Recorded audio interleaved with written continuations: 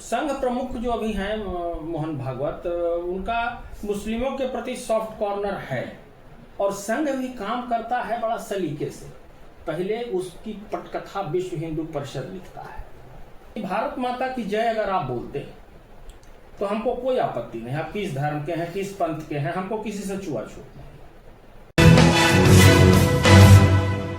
नमस्कार, स्वत्व के डिजिटल प्लेटफॉर्म पर आपका स्वागत है। मैं हूं प्रशांत। संघ प्रमुख डॉक्टर मोहन भागवत ने बनारस में कहा कि संघ की शाखाओं में मुसलमान आ सकते हैं, लेकिन क्या है, इससे पहले भी अगर आपको ध्यान में होगा कि संघ समाज के हर वर्ग को शामिल करने को लेकर बातचीत करते रहता है। इस बात पर आज हम विस्तार से जानेंगे वरिष्ठ पत्रकार सत्यपाल श्रेष्ठ जी के साथ। सर, बहुत बहुत स्वागत है आपका। धन्यवाद। संघ का है कि भारत के हर वर्ग को शामिल करना, उसमें संघ प्रमुख ने कहा कि मुसलमानों को भी शामिल करेगा। आपको याद होगा 12 साल पहले 2011-12 में भी एक बार संघ की तरफ से एक छोटी सी टिप्पणी आई थी कि मुस्लिम युवकों की भी भर्ती करेगा संघ। फिर इधर आया है, तो ये क्या एंगल है? सबका साथ सबका विकास वाला है या संघ का अपना तरीका है? संयोग है कि 100वां वर्ष संघ चल रहा है, शताब्दी वर्ष है। हाँ, देखिए, हालांकि उन्होंने मुस्लिम की को इंगित करके नहीं कहा, उन्होंने इसको ब्रॉड स्केल पर कहा कि धर्म, पंथ, संप्रदाय, जाति से ऊपर उठकर कोई भी संघ की शाखा में आ सकता है, लेकिन शर्तें लागू रहेंगी। हाँ, तो संघ की शाखा में आने की शर्त है कि भारत माता की जय बोलना होगा। और उन्होंने एक शर्त और रखी कि औरंगजेब आइडियल नहीं होंगे, मतलब आप अपने आप ये नहीं आके यहाँ औरंगजेब की जय नहीं करनी होगी, माने उनके वंशज आप अपने को नहीं माने तो कोई भी जाति, धर्म, संप्रदाय आ सकता है। तो बात वही हो गई कि मैंने कवि का आशय कहने का जो सलीका है वो ये है। देखिए, संघ प्रमुख जो अभी हैं मोहन भागवत, उनका मुस्लिमों के प्रति सॉफ्ट कॉर्नर है। आप अभी देखे होंगे, अभी दिसंबर जनवरी में उनका बयान आया था कि अनावश्यक सब जगह खुदाई उचित नहीं है और कोई हिंदू का नेता बनना चाहता है। हाँ, इस तरह से उन्होंने कहा था। खुदाई को लेकर उनका जो हुआ उस पर हालांकि बहुत माने धर्म गुरुओं की आपत्ति थी और कुछ भाजपा नेता भी दबे जुबान से उससे सहमत नहीं थे, खास के संभल को लेकर। जी बिल्कुल, क्योंकि मुद्दा उस समय संभल था, तो संभल को लेकर उनका जो था कि इस ढंग से सब जगह खुदाई ठीक नहीं है। लेकिन ठीक है, ब्रॉड में ये मैंने व्यापक स्तर पर उसको आप कह सकते हैं कि उनका विचार एक सकारात्मक है। लेकिन कभी कभी क्या होता है कि कार्यकर्ताओं में जोश की कमी हो जाती है। इससे आप देखे होंगे कि जैसे कि 89 और 92 का जो आंदोलन था, उस आंदोलन के आलोक में जो जिससे चार्ज था लोग कि हमको अयोध्या, काशी, मथुरा का जो एक आंदोलन था, तो चार्ज जब तक नहीं रहेगा आंदोलन ठंडा पड़ जाता है। और संघ भी काम करता है बड़ा सलीके से। पहले उसकी पटकथा विश्व हिंदू परिषद लिखता है, जब प्लेटफॉर्म तैयार हो जाता है तब संघ उस पर उतरता है।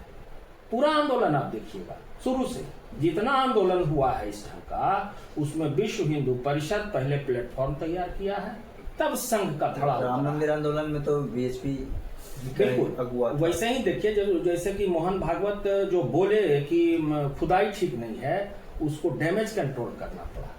वो पूरा मामला एकदम जो है सिमसिमा गया था। अभी एक सप्ताह पहले सर कार्यवाह दत्तात्रेय होसबोले ने कहा कि ऐसा नहीं है, कोई भी संघ का कार्यकर्ता अगर अपनी इच्छा से मथुरा और काशी के आंदोलन में शामिल होना चाहता है तो संघ को इस पर कोई आपत्ति नहीं है। तो ये डैमेज कंट्रोल हुआ ना जी।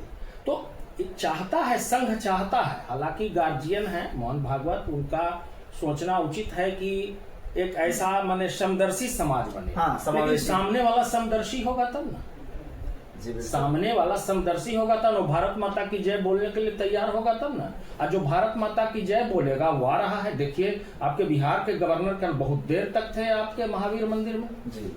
या जो भी सनातनी मुस्लिम है, जो अपने को मानते हैं कि हम सनातनी हैं, वो आपके साथ हैं। आज देखिए, राहुल गांधी के यहाँ लोग पहुंच गया आपके सदाकत आश्रम की, भाई आप वक्फ बोर्ड का समर्थन कीजिए राहुल गांधी। मतलब कांग्रेस का कार्यकर्ता अच्छा, कहा कि आप वक्फ बोर्ड का समर्थन कीजिए। तो बात विचारधारा की है, पार्टी कोई हो।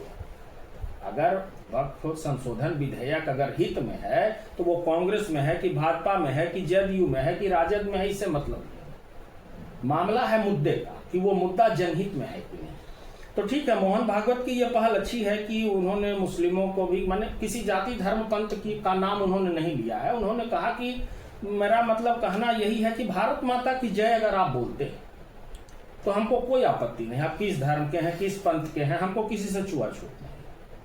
बड़ी बात है जी बिल्कुल। और एक मैसेज उन्होंने क्लियर किया है कि हम जो एक धारणा बनाई जा रही है, जो नैरेटिव बनाया जा रहा है कि संघ और भाजपा मुस्लिम विरोधी है, ऐसा कुछ नहीं है।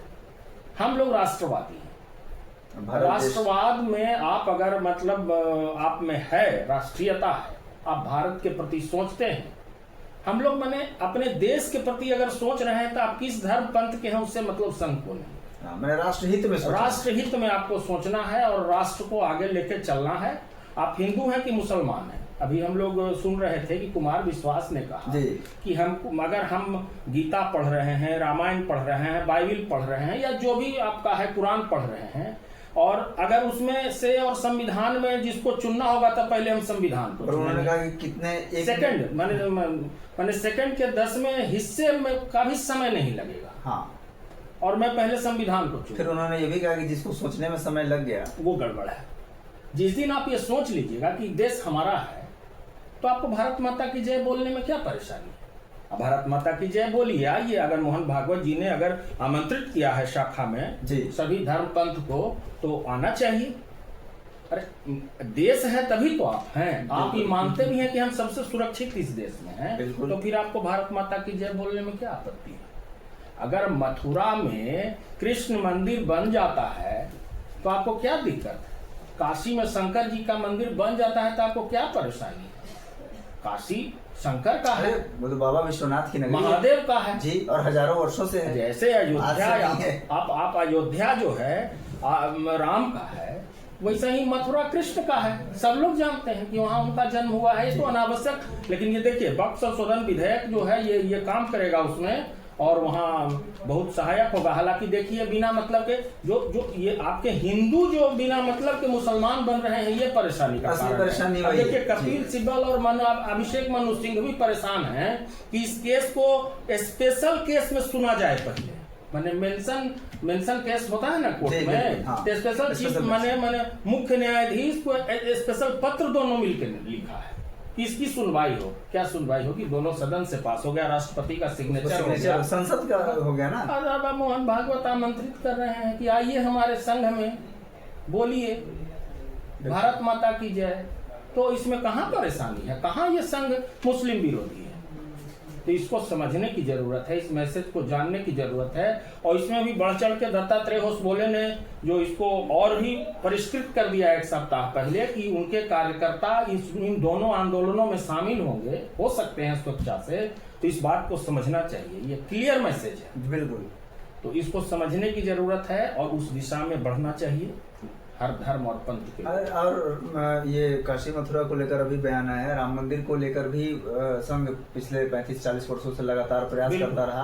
और आपको वो बयान भी याद होगा जो संघ प्रमुख ने एक बार कहा था कई साल पहले कि हम न्यायालय का सम्मान करते हैं, लेकिन राम मंदिर के लिए अनंत काल तक प्रतीक्षा नहीं करेंगे। लेकिन न्यायालय ने भी न्याय दिया और न्याय हुआ, और संघ अनुशासित संगठन है और उसको माना।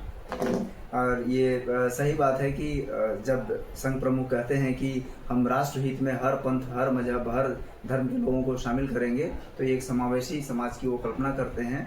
और अब देखते हैं कि इसके बाद से अलग अलग समाज के लोग किस प्रकार से संघ से जुड़ते हैं। आज की चर्चा में बस इतना ही। देश दुनिया की बाकी खबरों और उस पर जुड़े विश्लेषण के लिए बने रहिए हमारे साथ। नमस्कार।